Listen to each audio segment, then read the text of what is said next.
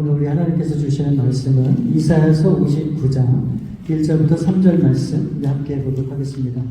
이사야서 59장 1절부터 3절 말씀 제가 봉독해 드리겠습니다. 여호와의 손이 짧아 구원하지 못하심도 아니요 귀가 둔하여 듣지 못하심도 아니라 오직 너희 죄악이 너희와 너희 하나님 사이를 갈라놓았고 너희 죄가 그의 얼굴을 가리어서 너희에게서 듣지 않으시게 함이니라.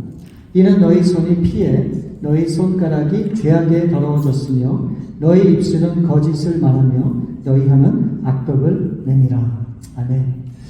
무너진 관계를 회복하라 라고 하는 제목으로 우리 함께 말씀을 나누겠습니다. 여러분, 이스라엘 백성들이 애굽에서 430년 동안 노예 생활을 하고 드디어 이 모세의 인도 아래 이 애굽을 탈출하게 되는데, 여러분, 탈출을 했다는 얘기는 가야 되는 그 목적지가 있다고 하는 얘기잖아요. 그럼 그 목적지가 어디일까요? 바로 그것은 하나님께서 그 전에 아브라함과 이삭과 야곱을 통해서 약속하신 바로 가나안 땅입니다. 여러분, 그것은 어떤 곳인가? 젖과 꿀이 흐르는 그런 땅이라고 말씀하고 있어요. 그것은 생명의 땅입니다. 또한 그것은 하나님의 땅이라고 하는 겁니다.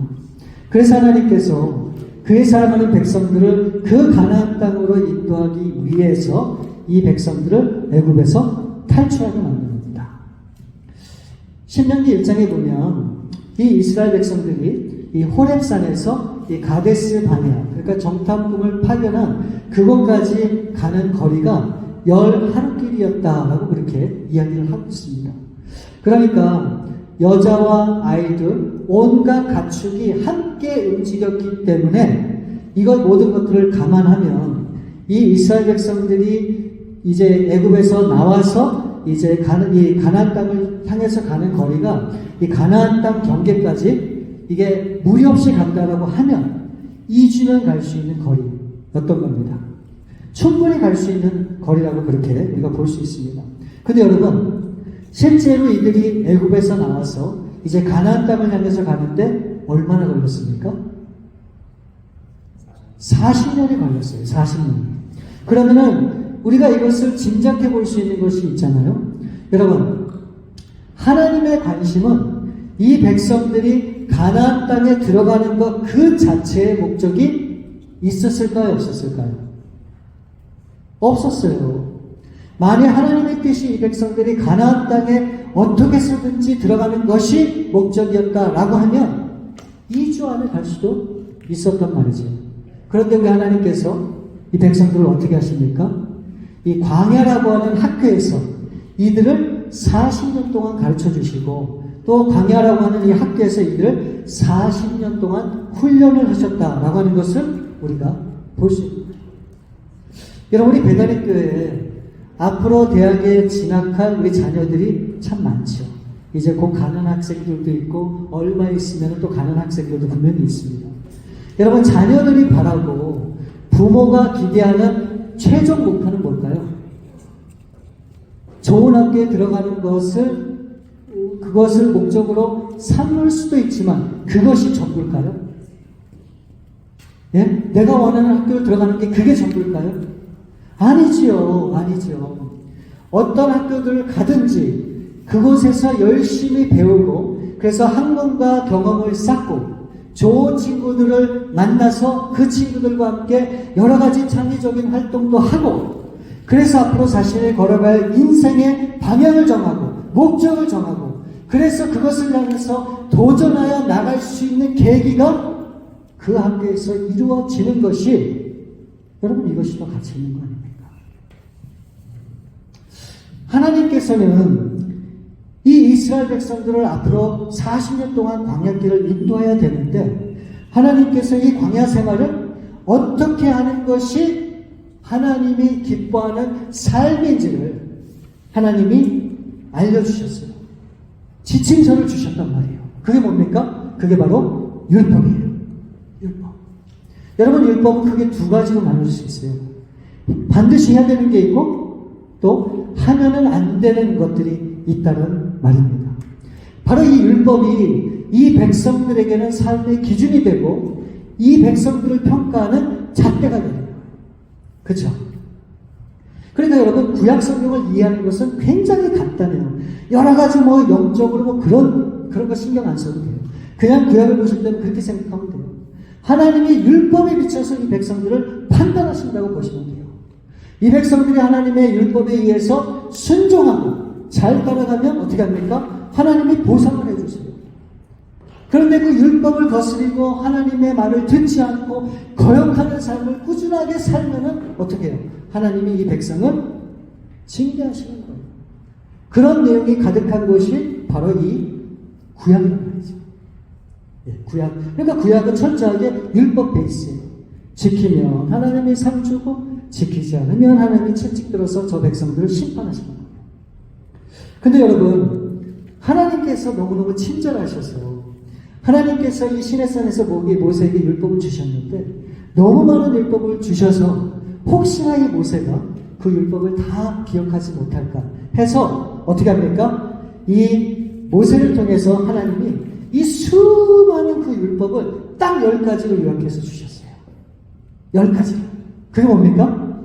그게 바로 십계명이에요. 십계명. 그게 바로 출애굽기 20장에 나오는 십계명. 그러니까 이 모든 율법을 다 종합한 것이 딱 10가지 알기 쉽게 하나님이 모세에게 주셨단 말이죠. 그런데 10가지도 너무 외우기가 복잡해요. 너무 많은 것 같아요. 그래서 우리 예수님께서 어떻게 하셨는가? 이 10가지 계명을 2가지로 주셨어요. 2가지로. 그러니까 모든 계명을 다 종합하고 다 모아서 딱 2가지로 얘기하라 그러면 바로 이거예요. 오늘 말씀 보면, 오늘 말씀이 아니고 마태복음 22장 36절부터 40절 말씀에 보면 우리 한 목소리 한번 읽겠습니다. 보이시죠? 한번 읽겠습니다. 시작. 선생님, 율법 중에서 어느 계명이 크니까? 예수께서 이르시되 내 마음을 다하고 목숨을 다하고 뜻을 다하여 주 너희 하나님을 사랑하라 하셨으니 이것이 크고 첫째 되는 계명이요 둘째는 그와 같으니 내 이웃을 자기하신 같이 사랑하라 하셨으니 이 2 계명이 온 율법과 선지자의 강령입니다. 하나님께서 예수님을 통해서 2가지의 큰 계명을 이렇게 종합해 주셨죠. 첫 번째 뭡니까? 마음을 다하고 목숨을 다하고 뜻을 다하여 하나님을 어떻게 하라고요? 사랑하라. 이것이 가장 중요한 첫 번째 계명이고 2번째 계명은 뭡니까? 내 자신을 사랑하듯 어떻게 하라고요? 이웃을 사랑하라. 이 2 계명을 주셨단 말이죠. 바로 이것이 40절 말씀에 보면 온 율법과 선지자의 강령. 이것이 바로 모든 율법을 종합하고 요약하고 집대해서 만든 그런 가장 핵심이 되는 중요한 2 율법이다라고 하는 것을 분명히 말씀하고 있는 거예요. 그렇기 때문에 여러분, 하나님께서는 가나안 땅에 들어가는 것 그 자체가 목적이 아니었었고 하나님이 더 중요시하는 것이 있었다고 하는 것을 우리에게 알려주시는 거예요. 여러분 그건 뭡니까? 그게 바로 이 계명에 의하면 관계라고 하는 거예요. 관계. 이 사랑으로 비롯된 이 사랑으로 인해서 맺어진 그 하나님과의 관계, 바로 그 이웃과의 관계가 이 모든 율법을 종합한 그 2가지다라고 하는 것을 우리 가운데 분명히 알려주시는 거예요. 여러분 율법이라고 하는 것은 뭡니까? 그냥 감상하라고 주신 거예요? 그냥 생각만 하고 있으라고 주신 겁니까? 아니죠. 율법은 우리한테 지키라고 주신 겁니다. 그러면 하나님께서 궁극적으로 이 율법을 통해서 무엇을 하길 원하셨는가? 하나님이 우리와 관계를 맺기 원하셨다라고 하는 것을 알 수 있는 거예요. 여러분 사랑이라는 것은 관계없이 이루어지나요? 관계없이 사랑하는 사람이 있어요? 없어요. 사랑을 전제할 때는 반드시 뭐가 있어야 되는가? 관계가 있어야 되는 거예요. 여러분 부부가 왜 그렇게 잡음이 많고 어려움이 많은 줄 아십니까? 관계는 있죠. 부부라고 하는 이름. 근데 뭐가 없어요? 여러분은 없지만 저는 있는 게 있잖아요. 사랑. 사랑이 없기 때문에 부부관계가 그 부부뿐만이 아니죠. 모든 친구와 또 지인, 이 사랑이 없다면 불가능한 거예요. 그래서 고린도전서 13장에 뭐라고 얘기했습니까? 너희가 다 필요한데 그 중에 제일은 뭐라고요? 사랑이라고 말씀하고 있는 거예요. 근데 그래서 하나님께서 이 율법에 대해서 이제 말씀하시면서 한 가지 분명한 원칙을 세우세요. 원칙. 자, 말씀을 보시면 야고보서 2장 10절. 누구든지 온 율법을 지키다가 그 하나를 범하면 모두 범한 자가 되나니. 여러분, 그 수만 가지의 율법이 있는데 그 중에 아주 작은 그 한 가지만 지키지 못해도 어떻게 한다고요? 모든 것을 지키지 못한 것과 똑같이 여기시겠다고 그렇게 말씀하고 있어요. 그럼 로마서 3장 20절 말씀에 보면 그러므로 율법의 행위로 그의 앞에 의롭다 하심을 얻을 육체가 없나니 율법으로는 어떻게 한다고요? 죄를 깨달습니다. 그렇게 말씀하고 있는 거예요. 여러분, 이 세상에 태어나서 죽을 때까지 이 하나님이 명시하신 이 율법을 단 한 가지라도 어기지 않고 다 지킬 수 있는 사람이 있을까요? 없을까요? 없어요. 근데 바리새인들은 그렇게 할 수 있다고 장담했어요. 그러니까 언제나 예수님 앞에 떵떵거렸죠. 그때 예수님이 뭐라 그랬어요? 너희들이 육신으로 보이게 죄를 짓는 것뿐만이 아니고 생각과 마음으로 짓는 것도 뭐라고요? 죄라고 말씀하셨어요. 여자를 보고 예쁘다 그러면 되는데 음욕을 품는 것도 뭐라고요? 그것도 죄라고 말씀하고 있는 거예요. 그리고 형제에 대해서 미워하는 거? 그럴 수 있잖아요. 근데 그것도 뭐라고요? 죄라고 해요. 그러니까 이런 하나님의 정해놓은 이 율법에 자유할 수 있는 사람이 있을까요? 아니요. 다 걸리게 돼 있어요. 이렇게 걸리고 저렇게 걸리고 어떻게 해서든지 우리는 다 율법에 걸릴 수밖에 없다는 거예요. 그럼 우리는 어떻게 된다는 겁니까? 이 말씀에 의하면 우리는 결국 율법을 범한 자가 된다는 거예요. 결국은 죄를 지은 죄인이라고 우리를 그렇게 이끌어 가시겠다는 거예요. 너가 지금 잘났다 그러지? 한번 율법에 비춰봐. 너가 그렇게 잘났어? 너 이렇게 걸리잖아. 저렇게 걸리잖아. 그러니까 너는 뭐야? 결국 죄를 지은 죄인이라고 하는 거예요. 이것을 하나님이 우리로 하여금 어떻게 해요? 고백하기 위해서 하나님이 율법을 주셨다는 거예요. 여러분, 이것이 하나님 앞에 나아가는 시작이라는 거예요. 우리가 어떤 사람인지를 아는 것이 너무너무 중요한 거예요. 우리는 뭐 많이 배우고 좋은 학교 나오고 잘 살고 제 돈이 좀 있고 그러면 우리는 스스로 떵떵거릴 때가 있잖아요. 근데 하나님께서 보시는 것은 그것이 아니에요. 죄가 있나 없나 그걸 보시는 거예요. 그런데 이 죄에서 자유할 수 있는 사람이 있어요 없어요? 아무도 없다는 거예요. 그래서 결국은 하나님이 만들어준 그 덫에 우리가 걸려서 우리가 하나님 앞으로 나올 수밖에 없고, 그래서 하나님이 예비해 놓으신 그 하나님의 놀라운 구원을 얻기를 원하시는 것이 바로 하나님의 뜻이라고 하는 거예요. 여러분, 이게 이해가 돼요? 우리를 억지로 죄를 짓게 만들고 죄인이라고 인정하게 해서 우리로 하여금 참 구원을 주시겠다고 하는 이 하나님의 방법이 여러분 이해가 되세요? 그러니까 정말 은혜 받을 수 있는 사람은 어떤 사람들인가? 내 자신의 부족한 것과 내 모습을 철저하게 아는 사람이 정말 은혜 받은 사람이에요. 잘난 척하고 남을 판단하기 좋아하고 비방하고 이런 사람들은 정말 하나님의 은혜를 모르는 사람. 정말 하나님의 은혜를 알면 알수록 우리는 어떻게 됩니까? 내 자신의 부족한 모습만 보이는 거예요. 어떻게 내 자신을 자랑할 수 있어요? 죄인이에요. 여러분, 그게 정말 하나님의 은혜라고 하는 겁니다. 근데 이스라엘 백성들은 어떻게 합니까? 하나님의 마음을 늘 아프게 했던 것을 우리가 볼 수 있죠. 잘하는 것 같은데 금방 또 시간이 지나면 돌이켜서 하나님을 배반하고 또 죄를 일삼는 그런 이스라엘 백성들을 보게 됩니다. 그래서 이 이사야 선지자는 이 이스라엘 백성들의 그 죄악을 아주 낱낱이 고백을 합니다. 그래서 이사야서 57장에 보면 이 우상 숭배를 하는 그들을 죄를 지적하고, 또 58장에 들어와서는 또 이 백성들의 형식적인 신앙생활을 하는 것에 대해서 지적을 합니다. 그리고 우리가 오늘 말씀을 읽은 이 이사야서 59장에 들어와서 또 1절을 보시면 뭐라고 얘기합니까? 여호와의 손이 짧아 구원하지 못하심도 아니요 귀가 둔하여 듣지 못하심도 아니라. 그러니까 이 하나님에 대해서 아주 거친 비판을 쏟아내는 그런 이스라엘 백성들을 향해서 이 이사야 선지자가 반박하는 내용이에요. 자, 이 이스라엘 백성들이 하나님에 대해서 뭐라고 얘기하는가? 하나님은 손이 짧아서 아무런 능력이 없어서 우리를 구원할 수 없다라고 그렇게 얘기한다는 거예요. 그리고 하나님은 이 귀가 둔해서 우리의 기도와 간구를 전혀 알아듣지 못하는 그런 하나님으로 그렇게 이야기를 하고 있는 거예요. 그에 대해서 이 이사야 선지자는 그렇게 얘기하는 거예요. 아니야. 너희들은 하나님을 잘못 알고 있어. 아니요, 아니다라고 계속해서 그렇게 강하게 반박을 하고 있습니다. 여러분, 그렇다면 이 이스라엘 백성들이 하나님 앞에 이 죄를 계속 일삼으면서 하나님을 비난거리는 그 이유는 뭘까요?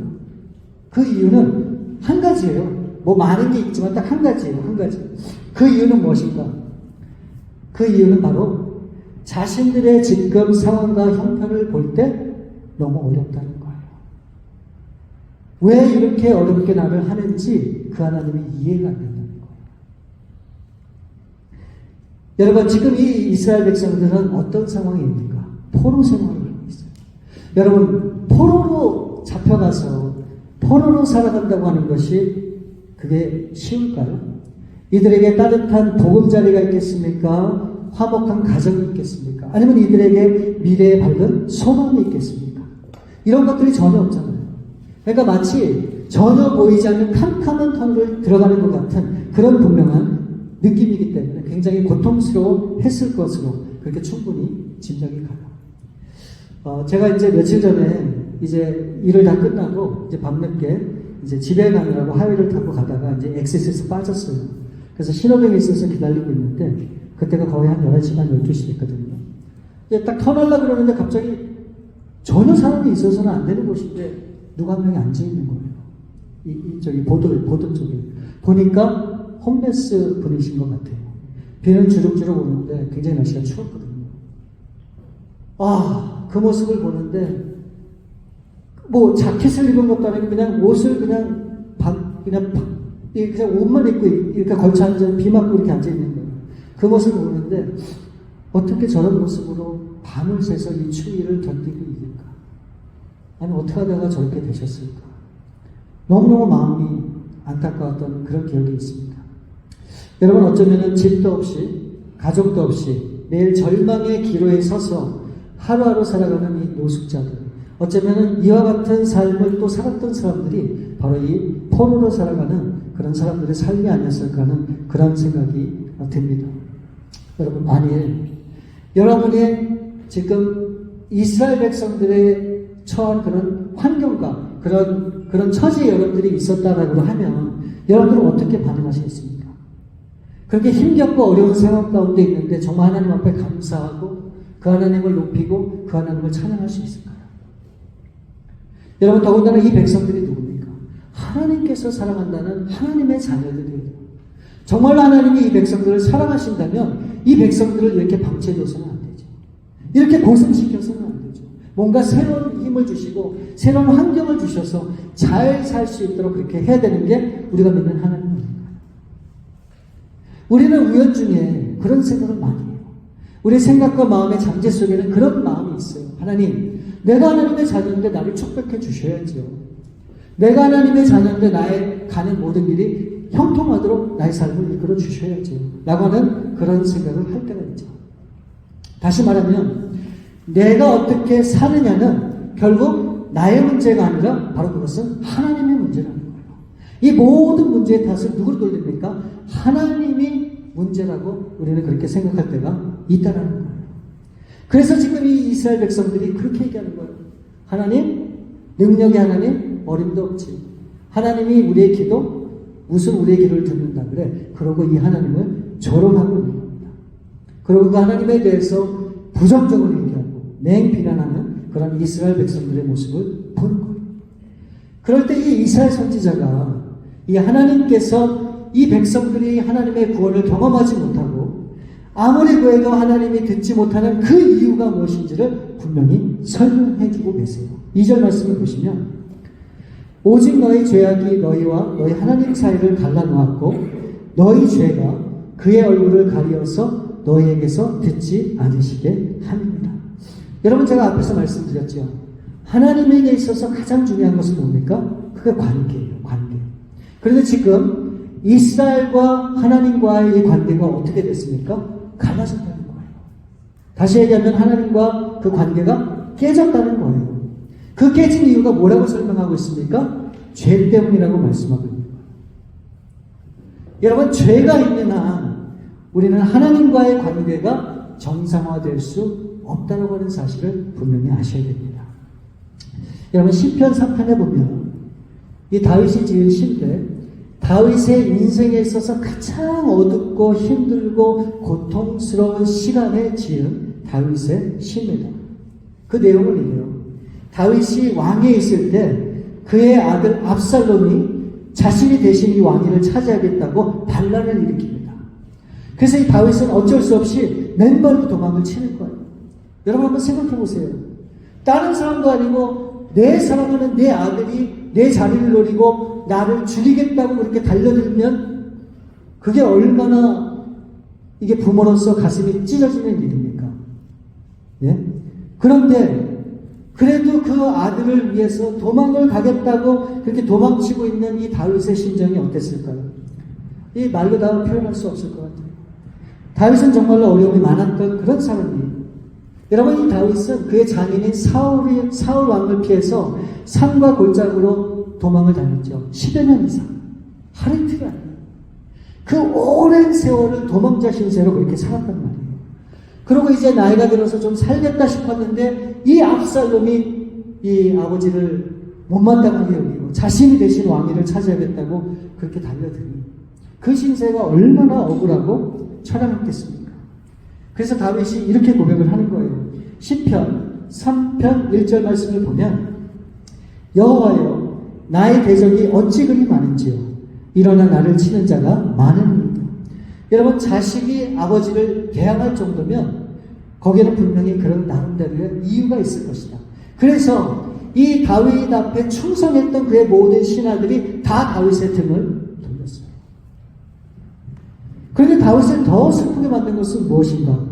이 다윗을 바라보는 사람들의 시선이었었어요. 2절 말씀을 보시면 많은 사람들이 나를 대적하여 말하기를 그는 하나님께 구원을 받지 못한다 하나이다. 다윗이 저렇게 어려움을 당하는 이유는 간단해. 그건 분명해. 다윗이 하나님 앞에 몹쓸 죄를 지었기 때문에 죄의 대가를 치르는 거야 라고 그렇게 다윗을 보았다는 거예요. 그러니 다윗이 얼마나 그런 얘기를 듣고 소문을 들을 때 그 삶이 얼마나 힘들고 괴로웠겠습니까? 그럼 우리는 생각해 봐요. 분명히 하나님은 다윗을 사랑하는 사람임에도 불구하고 왜 다윗한테 이런 일이 생기게 되었을까? 바로 그것은 지난날의 다윗이 하나님 앞에 죄를 범했기 때문이에요. 여러분, 그것도 정성스러운 그 부하 우리아의 아내라고 하는 그 여인을 어떻게 합니까? 범하게 되죠. 그래서 임신까지 하게 되는 거예요. 그래서 거기서 끝나면 그나마 다행인데 이 다윗이 어떻게 합니까?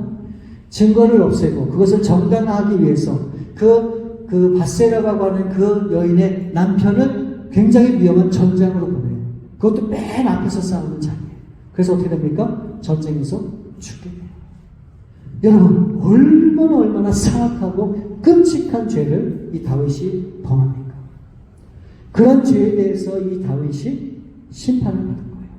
그때 나단 선지자가 나타나서 이 다윗을 책망하지. 당신은 은밀히 행했지만 결국 그 모든 죄악은 다 드러나게 될 것이고 결국 당신의 아들은 죽게 될 것이다. 그래서 결국은 이 죄로 인해 자식은 죽게 됐고 결국 왕에서 쫓겨나게 되는데 결국 이 모든 일의 발단은 뭡니까? 결국 죄 때문에 일어나게 되는 거예요.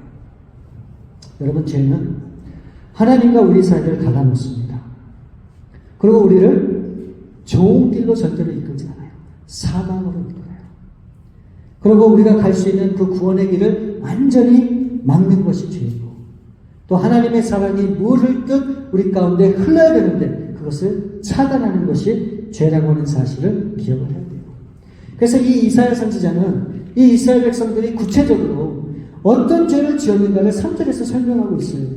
이는 너희 손의 피에 너희 손가락이 죄악에 더러워졌으며 너희 입술은 거짓을 말하며 너희 혀는 악독을 내며. 한마디로 이 손과 손가락과 이 입과 이 모든 혀가 어떻게 해요? 죄에 완전히 물들었다고 얘기하는 거예요. 죄에 완전히 더럽혀졌다고 얘기하는 거예요. 그래서 하나님과의 모든 관계가 완전히 무너지고 회복하지 못할 정도로 완전히 파괴되었다라고 그렇게 말씀을 하고 여러분 시편 5편 4편에 보면 주는 죄악을 기뻐하는 신이 아니시니 악이 주와 함께 머물지 못하며 우리 하나님은 여러분 죄악을 용서는 해주시는데 죄악을 기뻐하지는 않으십니다. 그래서 악과 함께 머무실 수 없는 분이 우리 하나님이라고 하는 것을 분명히 말씀하고 있어요. 근데 우리는 죄를 너무너무 쉽게 생각해요. 일부를 훔치는 것은 괜찮다고 생각하는데 100부를 훔치는 것은 마음이 두근두근하고 그렇죠? 거짓말을 하는 것은 아무렇지 않게 여기는데 사람을 해하는 것은 엄청난 끔찍한 죄를 지은 것이라 그렇게 생각을 한다는 것입니다. 그러나 여러분 하나님이 보실 때는 작은 죄나 어마어마한 그런 큰 죄나 다 똑같이 보신다는 거예요. 왜요? 우리는 이 죄에서 벗어날 수 없는 죄인이라고 하는 사실을 우리 하나님은 우리도 알고 알게 인정하기를 원하셨기 때문인 것이죠. 여러분 그래서 하나님께서 그렇게 죄로 인해서 무너지고 회복할 수 없는 그런 불능한 그런 지경에까지 우리를 몰아넣으시는 데는 그게 바로 하나님의 사랑이라는 거예요. 왜요? 이제는 그런 죄인임을 인정하고 고백할 때 드디어 내가 붙잡을 수 있는 길이 있다고 하는 거예요. 살아날 수 있다고 하는 희망이 우리 가운데 생긴 거예요. 이게 하나님의 큰 은혜라고 하는 사실이에요. 여러분 보세요. 에베소서 2장 14절부터 16절 말씀을 보시면 너무너무 중요한 말씀이 기록되어 있어요. 그는 우리의 화평이신지라 둘로 하나를 만드사 원수된 것 곧 중간에 막힌 담을 자기 육체로 하시고 법조문으로 된 계명의 율법을 폐하셨으니 이는 이 둘로 자기 안에서 한 세 사람을 지어 화평하게 하시고 또 십자가로 이 둘을 한 몸으로 하나님과 화목하게 하려 하십니다. 원수된 것을 십자가로 소멸하시고 여러분 하나님과 우리 사이에 큰 담이 있대요. 그것 때문에 우리가 나아갈 수가 없다는 거예요. 그런데 예수님이 오셔서 어떻게 하셨다고요? 그 담을 완전히 허셨다는 거예요. 여러분 법조문으로 된 이 율법 때문에 우리가 하나님 앞에 나갈 수가 없는데 그 예수님이 오셔서 그 모든 율법을 완성하시고 대신 죄값을 치르심으로 우리가 하나님 앞에 나아갈 수 있는 길을 열어주셨다고 말씀하고 있는 거예요. 그게 뭡니까? 바로 하나님과 우리 사이에 예수님이 십자가가 되셔서 우리로 하여금 하나님 앞에 나갈 수 있는 길을 활짝 만들어 놓으셨다는 거예요. 왜 우리가 기도할 때 예수님의 이름으로 기도하는가? 바로 그 예수님이 우리의 다리가 되어서 우리와 하나님 사이를 연결하고 있기 때문에 그래요. 그러니까 여러분 십자가라고 하는 것은 무엇입니까? 바로 예수님이 우리를 하나님 앞에 이끄는 다리라고 하는 사실을 우리는 기억을 해야 되는 거예요. 여러분 이것이 정말 큰 하나님의 은혜가 아닐 수 없는 거예요. 여러분 율법 참 지키기 힘들죠. 그 율법을 제대로 다 지키고 순종하며 살 수 있는 사람이 얼마나 있겠습니까? 그런데 여러분 우리는 그 율법에서 자유해야 돼요. 왜 성경 말씀에 뭐라고 얘기합니까? 요한복음 8장 32절에서 너희가 진리를 알지니 진리가 너희를 자유케 하리라. 율법은 우리를 구속하고 우리를 죽이고 묶는 역할을 하지만 여러분이 참 예수님을 만나 그 율법을 그 진리를 다시 한번 만나게 되면 그때는 더 이상의 내가 이 억눌리고 매어있고 나를 힘들게 만드는 그런 율법이 아니라 그 율법으로 진정한 자유를 누릴 수 있다고 분명히 성경은 말씀하고 있는 거예요. 여러분 이것이 하나님이 우리에게 주신 귀한 은혜이고 선물이다. 저는 이렇게 분명히 믿습니다. 그래서 우리 사랑하는 성도님들 우리에게 주신 율법을 통해서 날마다 하나님 앞에 가까이 나가세요. 나의 부족한 것을 인정하고 고백하고 그래서 정말 하나님 앞에 나가지 않을 수 없는 그런 환경으로 여러분의 삶을 들여서 정말 그 가운데 예비하신 놀라운 하나님의 은혜를 경험하시는 저와 여러분들 될 수 있기를 우리 주님의 이름으로 축원을 드립니다. 우리 시간에 함께 기도하기 원합니다. 여러분 하나님께서는 하나님과의 죄로 인해 막혔던 우리의 관계를 회복하길 원하세요.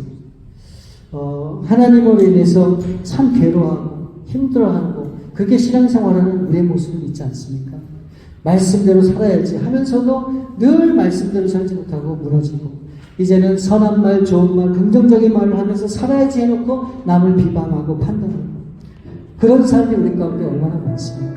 근데 여러분, 그 율법을 꼭 지켜야지, 내가 그래야지만 내가 살지, 그래서 그 율법을 그렇게 대하는 생각이 아니라 이제 하나님이 율법을 주신 그 말씀을 통해서 자신을 한번 비춰보세요. 그래, 나는 이 율법을 지킬 수 없는 그런 죄인이야.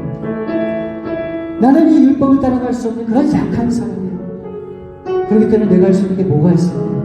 아, 정말 주님밖에 없구나. 주님만이 나를 이 율법에서 구원하고 죄에서 구원할 수 있는 유일한 분이시고, 그래서 그 주님을 붙잡을 때 비로소 여러분이 그 율법대로 살 수 있게 되고, 그래서 정말 하나님이 예비하신 진정한 자유함을 누릴 수 있다. 저는 그렇게 믿습니다. 여러분, 무너진 관계를 회복하고 정말 진리 가운데 나가는 것, 바로 그것이 하나님의 뜻이에요. 매일매일 속상하고 힘들어하고 어려워하고 지치고 스트레스 받고 그러면서 살아가는 것이 하나님의 뜻이 아니란 말이에요. 이제 우리가 관계를 회복하면 새로운 길이 열립니다. 새로운 은혜가 열립니다. 우리 그 은혜를 향해서 나아갈 수 있기를 원합니다. 이 시간 함께 기도합니다. 하나님, 우리에게 무너진 관계를 회복할 수 있는 그런 은혜를 주옵소서, 말씀을 주옵소서. 이제 그래서 더 이상 이 다른 것을 의지 않고 우리 주님만 바라보고 의지하면 믿음으로 나아갈 수 있도록 하나님 도와주옵소서. 우리 함께 기도하시겠습니다. 아버지 하나님 감사합니다. 우리 사랑하는 성도님들, 정말 이 율법 때문에, 이 말씀 때문에 얼마나 힘들고 괴로운 그런 시간을 보는 때가 얼마나 많은지 모르겠습니다. 이 율법은 나를 구속하고 나를 정죄하고 내가 죄인인 것을 알게 하고 내가 도저히 빠져나갈 수 없는 그런 나약한 사람임을 고백하게 만드는 것이지만, 결국 이 율법을 통해서 우리 하나님을 만나게 되고, 그래서 그 하나님과의 그 무너진 관계를 회복함으로 새로운 삶이 열린다고 하는 것을 우리가 보게 되었습니다. 하나님, 이제 다시금 이 율법의 얽매인 삶이 아니라 그 하나님이 주신 놀라운 은혜를 붙잡고 이제 기쁨 가운데 걸어가는 그런 삶을 살 수 있도록 도와주옵소서. 이제는 하나님이 주신 그 아름다운 그런 삶을 이제 잘 바꾸고, 그래서 정말 하나님이 기뻐하는 그런 믿음의 도전을 멈추지 않는 우리 사랑하는 성도들 하겠습니다. 하나님 주옵소서. 그렇게 살아가기를 간절히 우리 사랑하는 성도를 꼭 붙들어 주시고 하나님 역사해 주시고 승리할 수 있도록 하나님 도와주옵소서. 우리 잠으로 오신 아버지 하나님 감사합니다. 우리가 이 땅을 살아가면서 하나님과의 관계가 마냥 좋고 또 그 관계가 깊은 그런 뜻깊은 관계로 유지하고 있다고 그렇게 생각하고 갈 때가 얼마나 많은지도 모릅니다. 그러나 어쩌면 하나님 편에서 우리를 볼 때 하나님과 우리 사이에 있는 그런 죄악 때문에 하나님이 우리의 길을 듣지도 않고 우리의 그 말하는 것을 듣지도 않고 또 하나님의 놀라운 구원의 역사를 이어가시지 않나, 우리가 다시 한번 우리 자신을 돌이켜 볼 수 있기를 원합니다. 하나님, 혹시라도 하나님과의 관계에 있어서 어긋난 부분이 있거나 아버지 하나님과의 그런 깊은 관계가 없다라고 하면 다시 한번 우리 자신을 점검해 보면서 다시 한번 하나님 앞에 깊게 나아갈 수 있는 그런 온전한 무너진 관계를 회복할 수 있는 우리 귀한 성도들 다 될 수 있도록 우리 주님 함께 해주옵소서. 그래서 이번 한 주간도 정말 이제 죄의 얽매인 그런 삶이 아니라 하나님이 주신 참 자유함과 기쁨을 가지고 정말 이 땅을 살아가 하나님을 기쁘게 하고 하나님 앞에 아름답게 쓰임받는 우리 귀한 성도들 다 될 수 있도록 하나님 역사해 주시옵소서. 모든 것을 우리 주 앞에 맡겨오며 감사드렸고 우리 거룩하신 주 예수 그리스도의 이름으로 기도드립니다. 아멘. 아멘.